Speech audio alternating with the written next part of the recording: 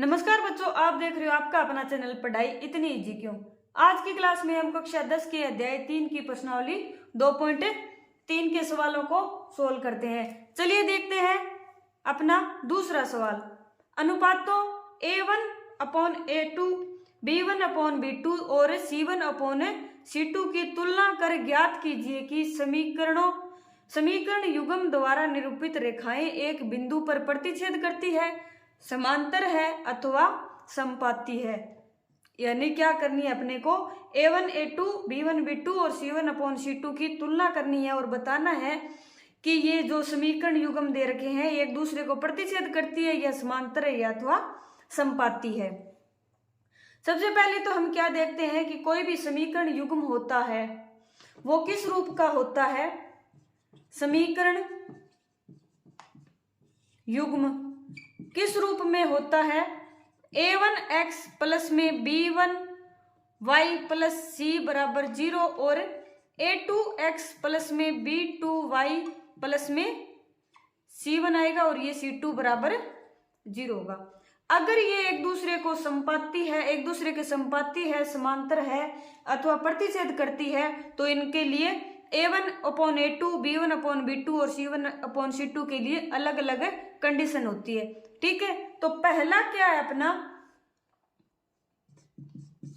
5x - 4y plus 8 बराबर 0 और 7x plus 6y और -9 बराबर 0। इसमें A1 क्या है अपना 5 और A2 7, B1 - 4 और B2 6 और C1 8 और C2 क्या है -2। तो A1/A2 बराबर क्या है, इसमें A1/A2 बराबर है 5/7 और B1/B2 क्या है -4/6। -4/6 को क्या लिख देंगे -2/3, यानी 2 का भाग चला जाएगा। और C1/C2 क्या है यहाँ C1/C2 8/-2।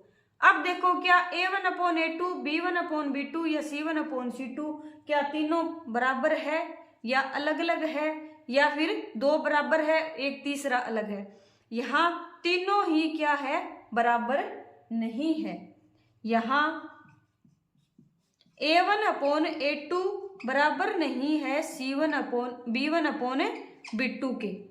ठीक है, अगर ये दोनों बराबर ना हो तो तीसरे की कोई जरूरत नहीं होती। ठीक है, और बराबर नहीं है C1/C2 को। ये लिखो या चाहे ना लिखो। ठीक है, अगर ये दोनों बराबर ना हो, अगर ये दोनों बराबर हो और ये तीसरा बराबर नहीं हो तो कंडीशन अलग होगी। अगर ये शुरू वाले 2 बराबर ना हो यानी A1/A2 बराबर नहीं है B1/B2 तो समीकरण युग्म क्या होता है। समीकरण युग्म द्वारा निरूपित रेखाएं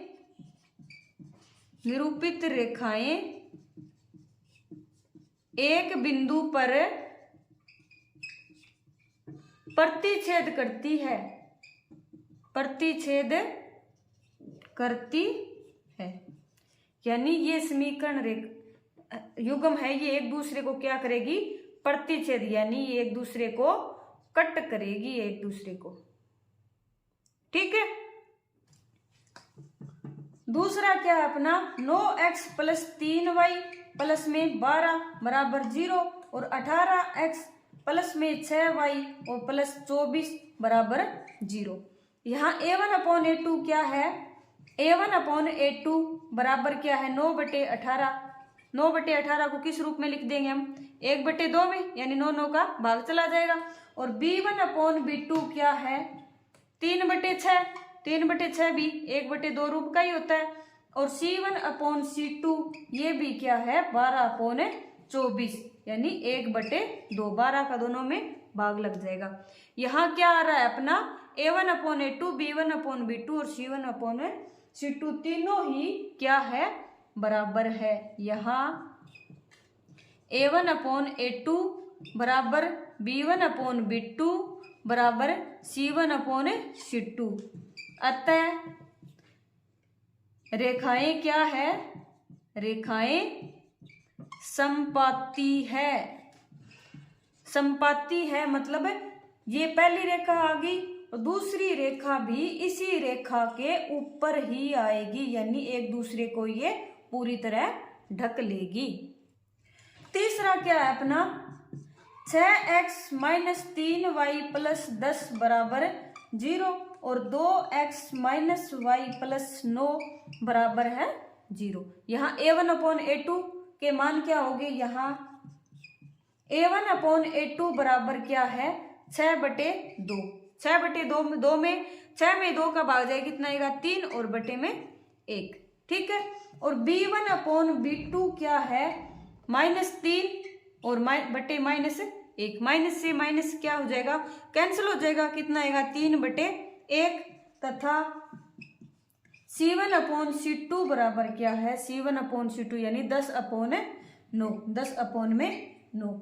अब क्या आ रही है अपना, यहाँ a1/a2 तो क्या है b1/b2 के बराबर, यानी ये दोनों तो क्या आ गए बराबर आ गए।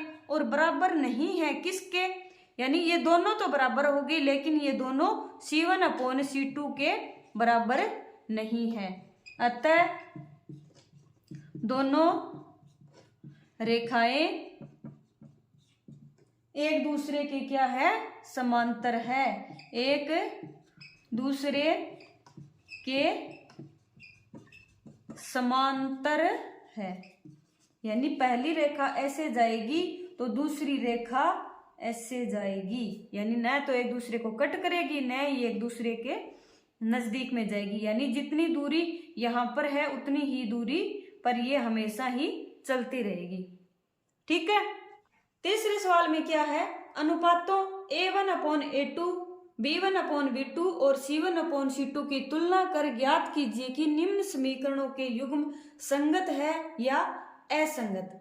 यानी निकालना क्या, समीकरण युग्म दे रखे हैं a1/a2, b1/b2 और c1/c2 की तुलना करनी है और बताना है कि ये जो समीकरण युग्म है ये संगत है या असंगत। संगत या असंगत की पहचान कैसे होगी, संगत युग्म वह होगा जिसका जिन समीकरण युग्मों का कोई हल होगा वह तो संगत युग्म होगा और जिन समीकरण युग्मों का कोई हल नहीं होगा वह क्या होगा, असंगत। सबसे पहले हम पहला क्वेश्चन करते हैं, 3x प्लस 2y बराबर 5 और 2x माइनस 3y बराबर 7। अब a b और c बराबर में है तो c को इधर ले आएंगे तो क्या बनेगा, 3x प्लस 2y माइनस 5 बराबर 0 और 2x माइनस 3y माइनस 7 बराबर 0। यानी ये अपना इस रूप में बदल गया।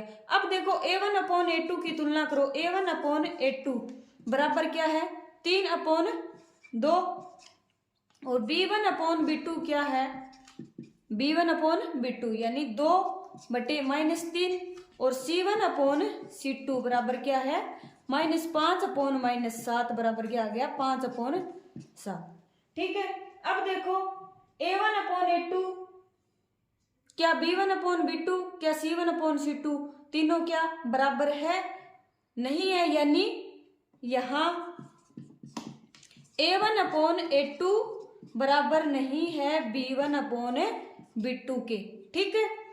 अगर ये दोनों बराबर नहीं है तो क्या होगी, तो दोनों जो रेखाएं हैं रेखाएं क्या होगी, प्रतिच्छेद करेगी, यानी इसका केवल एक हल होगा अर्थात जो समीकरणों के युग्म है अर्थात समीकरण युग्म क्या होगा, संगत है, ठीक है। यानी जिनका हल होता है वो क्या होगा, संगत होगा, ठीक है। दूसरा क्या है अपना, 2x माइनस 3y बराबर 8 और 4x माइनस 6y बराबर 9।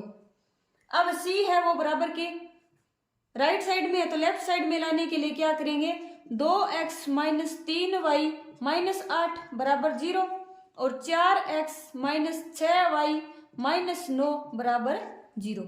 a1 अपॉन a2 की तुलना कैसे करेंगे, a1 अपॉन a2 क्या है, यहाँ a1 अपॉन a2 कितना है, 2/4, 2/4 यानी 1/2, 2 का भाग दे देंगे। और b1 अपॉन b2 क्या है, -3 अपॉन -6, -3 अपॉन -6, माइनस से माइनस कैंसिल, 3 का भाग देंगे यानी 1/2 तथा c1 अपॉन c2 कितना है, -8 अपॉन -9, -8 अपॉन -9 बराबर कितना आ गया, माइनस से माइनस कैंसिल हो जाएगा 8/9। ठीक है, अब यहाँ क्या है अपना a1 अपॉन a2 तो क्या है b1 अपॉन b2 के बराबर है, लेकिन किसके बराबर नहीं है, c1 अपॉन c2 के। ठीक है, अब c1 अपॉन c2 के बराबर नहीं है अर्थात दोनों रेखाएं क्या है, समांतर है। ठीक है, समांतर है अर्थात इनका कोई हल नहीं है, कोई हल नहीं है, यानी दोनों रेखाएं क्या है, वो एक दूसरे के समांतर जा रही है, यानी इसका कोई भी हल नहीं होगा। हल कब होगा, जब ये एक दूसरे को टच करेगी या क्रॉस करेगी। ठीक है, यानी इसका कोई हल नहीं है अर्थात समीकरण युग्म क्या है अपना, असंगत है। तीसरा क्या है अपना, 3/2x प्लस 5/3y बराबर क्या है 7। ठीक है, अब अंश और हर में है ये वैल्यू, तो अंश और हर को हटाने के लिए क्या करेंगे, अब यहाँ पर तो 2 है और ये 3 है, यानी इनके एलसीएम का क्या कर देंगे, हमें गुणा कर देंगे, यानी सभी में क्या, पहले तो क्या करो, ये जो अपना c का वैल्यू है ये अपना लेफ्ट साइड में लिखे हो। ठीक है, 3/2x प्लस 5/3y माइनस 7 बराबर 0। गुणा किससे करेंगे, 6 से गुणा करेंगे, 6 से गुणा करेंगे तो 3/2 गुणा 6x प्लस 5/3 गुणा 6y और माइनस 7 गुणा में 6 बराबर 0 आ गया। ठीक है, यानी दोनों साइड में 6 से गुणा कर देंगे, सभी में कैंसिल करेंगे, 3 से कटेगा, ये 2 से कटेगा। ठीक है, 3 तिये 9x प्लस 5 दुए 10y 6 7 42 बराबर 0 गुणा 6 बराबर, यानी पहला जो ये जो समीकरण है इसका रूप अपना ये बन गया। तथा दूसरा क्या है अपना 9x माइनस 10y बराबर क्या है 14। अब इसको इधर साइड ले आएंगे, यानी 9x माइनस 10y माइनस 14 बराबर क्या है 0, यानी एक तो ये बन गई अपनी और एक ये बन गई। अब क्या करेंगे, यहाँ a1 अपॉन a2 क्या है, a1 अपॉन a2 यानी 9 अपॉन 9 बराबर 1। b1 अपॉन b2 क्या है, b1 upon b2 10 upon minus 10, 10 upon minus 10 यानी क्या आ गया अपना -1 आ गया। अब देखो क्या a1 अपॉन a2 और b1 अपॉन b2 दोनों अगर बराबर नहीं है तो c1 अपॉन c2 की हमें कोई जरूरत नहीं होती। यहाँ क्या है, चूंकि a1 अपॉन a2 बराबर नहीं है b1 अपॉन b2 के, अतः दोनों रेखाएं एक दूसरे को प्रतिच्छेद करती है। इसका मतलब क्या हुआ कि इसका कोई हल होगा, अतः दोनों समीकरण युग्म क्या होंगे, दोनों समीकरण के युग्म क्या होंगे, संपाती होंगे। होंगे क्योंकि इनका केवल एक हल है। ठीक है। चौथा है अपना 5x माइनस 3y बराबर 11 और माइनस 10x प्लस 6y बराबर माइनस 22। अब क्या करेंगे, c को लेफ्ट साइड में ले जाएंगे तो 5x माइनस 3y माइनस 11 बराबर 0 और minus 10x plus 6y plus में क्या हो गया 22 बराबर 0। यहाँ क्या करेंगे, सबसे पहले a1 upon a2, a1 upon a2 यानी 5 बटे माइनस 10। ठीक है। क्या आ गया अपना 1 बटे माइनस 2 या फिर माइनस 1 बटे 2 आ गया। ठीक है। अब b1 अपॉन b2 क्या आता है अपना माइनस 3 अपॉन 6 यानी माइनस 1 बटे 2, यही अपना 3 से भाग देंगे तो ठीक है। तथा c1 अपॉन c2 कितना आ जाएगा माइनस 11 अपॉन 22। ठीक है। माइनस 11 अपॉन 22 यानी माइनस 1 बटे 2। यहाँ क्या आ रहे हैं, तीनों ही बराबर आ रहे हैं क्योंकि a1 अपॉन a2 बराबर है b1 अपॉन b2 बराबर c1 है अपॉन c2। अगर तीनों बराबर हो तो क्या होती है, दोनों समीकरण है वो समपाती होती है, यानी एक पहली ये होगी तो दूसरी इसी के ऊपर जाएगी, यानी एक दूसरे को समाहित कर लेती है। ठीक है। अतः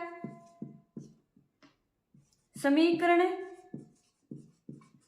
युग्म समपाती है तथा इसके अनंत हल होंगे। अगर समपाती होगी तो हल भी क्या होंगे, अनंत होंगे, यानी ये यहाँ पर भी इसका हल होगा, यहाँ पर भी हल होगा, यानी प्रत्येक बिंदु पर इसका हल होगा। हल कब होता है, जब एक दूसरे को क्रॉस करती है, यानी इस बिंदु पर ये एक दूसरे को ये टच कर रही है, इस पर भी कर रही है, इस पर भी, यानी पूरी लाइन के ऊपर ये एक दूसरे को टच कर रही है। ठीक है। अर्थात समीकरण युग्म क्या होगा, समीकरण युग्म क्या होगा, संगत होगा, यानी इसके अनंत हल है, हल होने के कारण ये संगत है। ठीक है। लास्ट है अपना पांचवा, 4 बटे 3x प्लस 2y बराबर 8 और 2x प्लस 3y बराबर 12।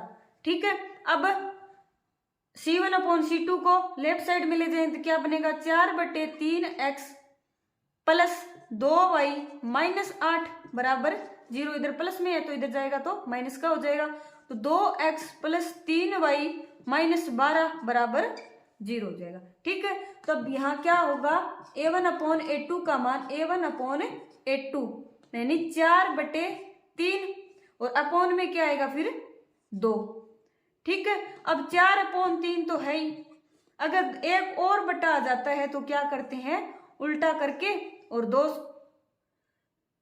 ये 2 अपॉन 1 है यहाँ पर तो 1 अपॉन 2 हो जाएगा। ठीक है। यानी 2 अपॉन 1 ही होगा ये, तो कितना आ जाएगा 4 बटे 3 दुए 6, 4 बटे 6 यानी 2 बटे 3।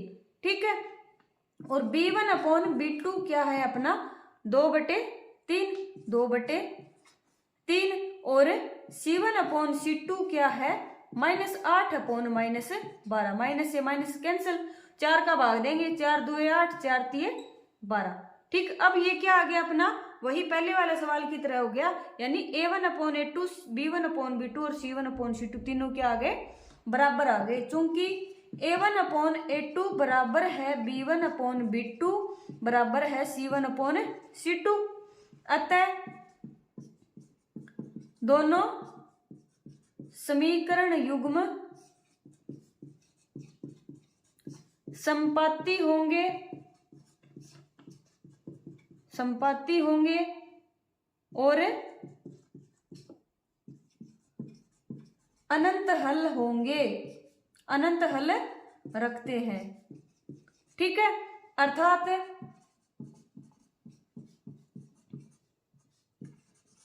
समीकरण युग्म क्या होगा? समीकरण युग्म संगत होगा। ठीक है, आया समझ में? आज के लिए इतना ही। कल की क्लास में हम चौथे सवाल को सोल्व करेंगे। आज की क्लास आपको कैसी लगी कमेंट करके जरूर बताइए। अगर पसंद आई हो तो चैनल को लाइक शेयर एंड सब्सक्राइब करें। तब तक के लिए पढ़ते रहिए, बढ़ते रहिए और पढ़ाई को ऐसे ही इजी बनाते रहिए। मिलते हैं नेक्स्ट क्लास में।